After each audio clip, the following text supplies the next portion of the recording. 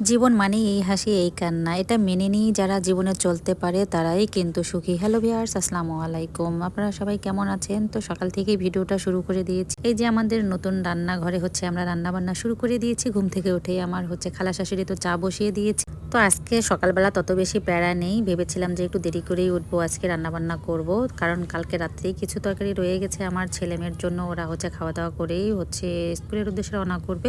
আর আপনাদের ভাই হচ্ছে গতকাল রাতে কিন্তু আসেনি, তাই হচ্ছে একটু লেট করে উঠলাম। দেখেন কি সুন্দর হচ্ছে মিষ্টি রোদ। তো উঠেই হচ্ছে আমার খালা শাশুড়ি আগে চা বসিয়ে দিয়েছে, আর এদিক দিয়ে হচ্ছে আমি মুরগিটা কেটে বেছে রেডি করে দিলাম। আমার মেজন ওনার সকাল সকাল রান্নাবান্না করে খিচুড়ি আর হচ্ছে মুরগির মাংস পাঠিয়ে দিয়েছে আমার শাশুড়ি আমার জন্য। হচ্ছে ছেলেও এখনো ঘুম থেকে উঠেনি, আর মেয়েও, তো দুজনকেই হচ্ছে ডেকে উঠালাম। আর এদিক দিয়ে হচ্ছে চা খাওয়া দাওয়া করার পরে হচ্ছে মুরগির মাংসটা বসিয়ে দিয়েছে আমার খালা শাশুড়ি। রান্না করতেছিল, তো অনেক ভালো লাগতেছিল। দেখেন মিষ্টি রোদে বসে রান্না করতেছিল, আমাদেরও ভালো লাগতেছিল। এখন পাশেই হচ্ছে আমাদের একটা চৌকি আছে, ছোট জল চৌকি আর কি। তো ওখানেই বসেই হচ্ছে আমরা নাস্তা করতেছিলাম। তো এত সুন্দর ওয়েদার, আসলে এখন কিন্তু না বেশি গরম না বেশি হচ্ছে ঠান্ডা। দিনের বেলায় এই ওয়েদারটা কিন্তু অনেক ভালো লাগে। তো মুরগির মাংস বসিয়ে দিয়ে এই পাশে চলে গেলাম আমাদের হচ্ছে সিম গাছে। দেখেন সিম গাছে কি সুন্দর নতুন সিম হয়েছে, এই প্রথম কিন্তু আমরা হচ্ছে তো সিম উঠাচ্ছি। তো তত বেশি এখনও হয়নি।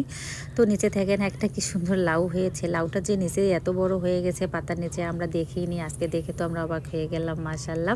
তো লাউ হলেই কিন্তু আমি খিচুড়ি রান্না করি, বা হচ্ছে লাউ দিয়ে মাছ বা গরুর মাংস সবটাই ভালো লাগে। আর যেহেতু নিজেদের কাছে টাটকা লাউ, এইদিকে হচ্ছে ডাল বসিয়ে দিয়েছে আমার খালা শাশুড়ি। তো ডাল বসিয়ে দিয়ে এদিক দিয়ে আমি তো স্কুলে চলে গেলাম। আজকে আমার হচ্ছে বড় যা তার ছেলেকে স্কুলে ভর্তি করাবে, তো এই জন্য হচ্ছে তো দুজন মিলে ছেলে মেয়েকে নিয়ে স্কুলে চলে গেলাম। তো গিয়ে হচ্ছে তো আমাদের হাসান বাবুকে স্কুলে ভর্তি করিয়ে দিলাম। আর এখন মনে হচ্ছে আমার মেয়ে স্কুলে থাকবে, কারণ ওদের দুজনের মধ্যে অনেক মিল, হাসান বাবু আর হচ্ছে আমাদের তাজিম বুড়ি। তো দুজন মিলেমিশে কিন্তু হচ্ছে যে এখন স্কুলে হচ্ছে ক্লাস করব, কিন্তু এই কয়েকদিন স্কুলে একদমই থাকতে চাইনি, আমাকে হচ্ছে বসে থাকতে হয়েছে, বা একটা ক্লাস করে আমি দেখা যাচ্ছে যে বাসায় নিয়ে আসছি। তো এতদিন কিন্তু হচ্ছে হাসান বাবু আর কি ঢাকায় ছিল ওর ফুপির বাসায়। তো ওখান থেকে আসার পরে হচ্ছে তো ভর্তি হয়ে গেল। আমার হাজব্যান্ড একটা প্রোগ্রামে হচ্ছে প্রধান অতিথি হিসেবে এই গিফটটা পেয়েছে। তো গিফটটা হচ্ছে আমি প্রথম খুলে দেখতেছিলাম, আমার ছেলে মেয়ে কিন্তু হচ্ছে ঘুমিয়ে পড়েছে, ওরা দেখেনি।